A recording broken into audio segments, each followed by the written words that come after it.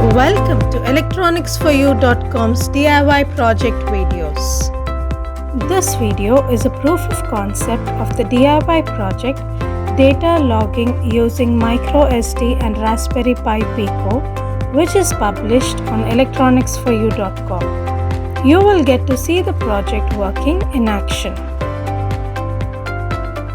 Seeing that this project works would give you the confidence to invest your time and energy in developing it.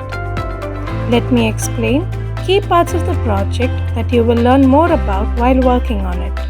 The heart of this project lies in its program in Python. This project can be used to interface a sensor of the Raspberry Pi Pico board using Python libraries. Here, we get to learn more about Raspberry Pi Pico board, SD card adapters, and in terms of software, we would use the MU editor and the Circuit Python. Interested in making this DIY project?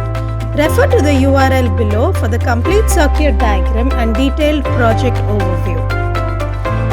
Do like, share and subscribe to our channel for more such DIY proof of concept videos. Thank you.